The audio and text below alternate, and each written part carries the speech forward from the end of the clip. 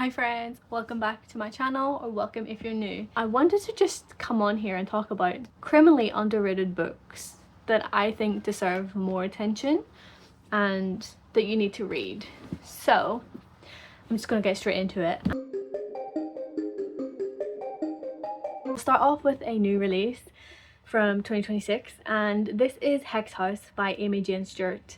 This is a Scottish folk story that is about a house that appears in the woods for women who desperately need it, for people who are escaping violence, people who have a hard life, they need an escape, and they join this house once it appears in the woods for them. But it's not what it's cracked up to be.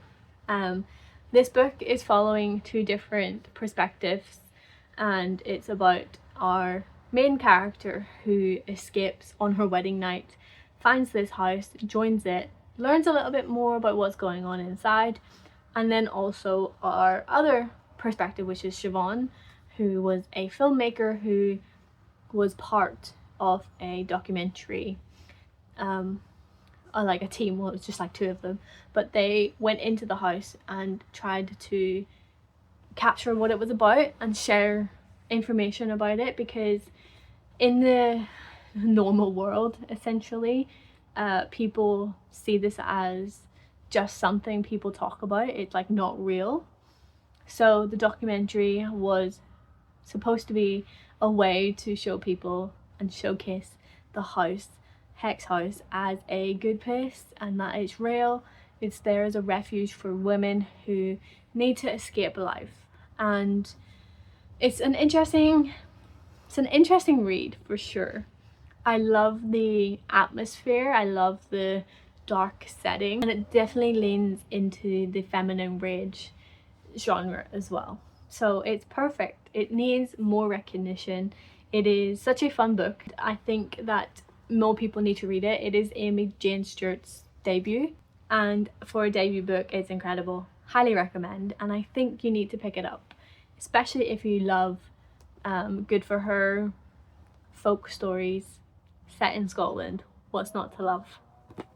Then we have a book that I read a really long time ago, and that is The Summer That Melted Everything by Tiffany McDaniel. Now, I don't see this book a lot, and I do share it every now and again, but I don't see it anywhere. I really loved this book. I thought this was such a fun read. It's a satanic kind of story, but it's set in a small town. It's set in the summer of 1984, and we're in Breathed, Ohio.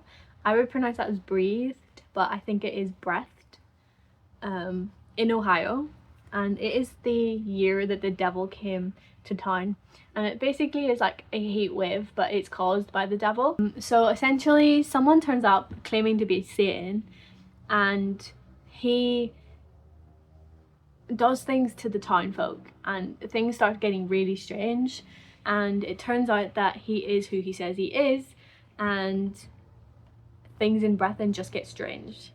I think this is a incredible story that really deserves more hype. I think more people need to read it. It is an older book. I think it's like from 2023. Oh no, it's from 2016, and I just don't see anybody talking about this. So I would highly recommend. It is a, like I said, a Southern Gothic possession based story, occult centered. It's just really good. I really love the writing style. I love the story. I just think it's an incredible book that needs more recognition. Next is Maggie's Grave by David Sodergren. I don't know why this book isn't talked about more. David Sodergren writes in such an incredible way.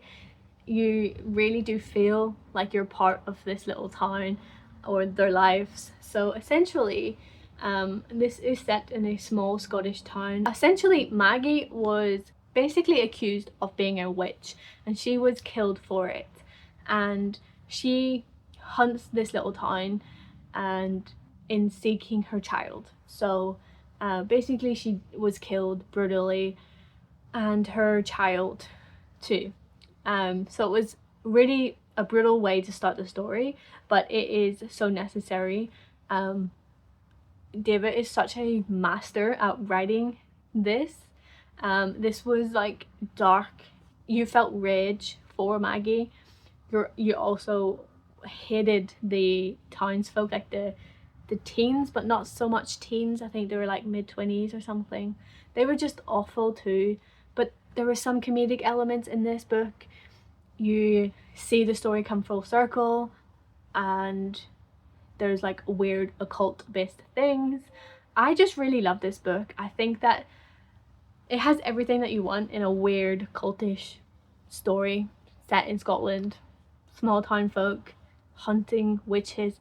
It's got it all, and I think more people need to talk about it. Next is Greedy by Callie Kazumi. This is one that is a newer release. It came out at the start of 2026, and I don't see a lot of people talking about it. But essentially, this book made me feel so nauseous, so I would highly recommend. The tagline says not suitable for vegetarians, and I would definitely agree with that.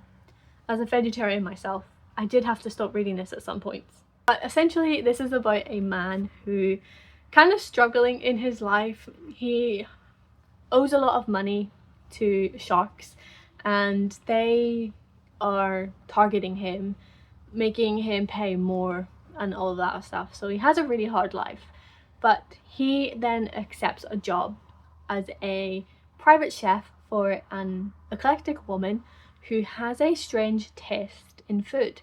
So he becomes a personal chef for her, cooks all of this weird stuff, and Callie has a way of writing the descriptions on how he cooks, kills, and so on. Yeah, I think this was an incredible story. The writing in itself, perfection, because it made me feel nauseous, and I really loved the twists in this story. I think that this was so well paced, and for a book centered around food and weird cooking elements and crime based things, I feel like everything was blended so well. Not to use a pun or anything, but yeah, it just all came together. It was a perfect book, and I really loved reading this despite feeling nauseous. I would really recommend picking this book up. I think that it would be a really good read, and yeah, I just need more people to talk about it, to be fair. Finally, I have She Made Herself a Monster by Anna Kokashfina. So sorry, I am really bad at pronunciations. But this is a Eastern European story that is centered around a little girl who is terrified about what is going to happen to her. She gets looked after by her uncle. Not so nice what he wants to do with her, and she just does not want that. So they create this monster element as a way for her to escape, and this is very lyrical. I really love the use of the vampire trope in this book.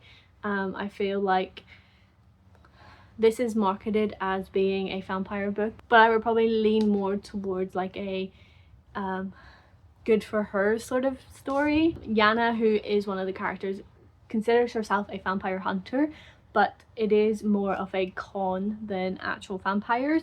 So it's an interesting read. I really love the myths and the folklore elements that were used in this book, as well as the vampire trope for what they used it for. And so I think Anna really showcases how the monster isn't usually in the legends that we're told, the stories that are out there.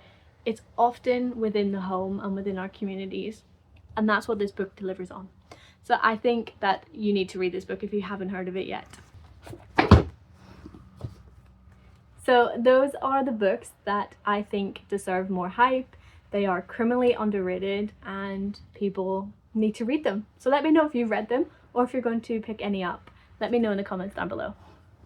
And I will catch you in the next one. But until then, keep your pages turning and embrace the darkness. Bye!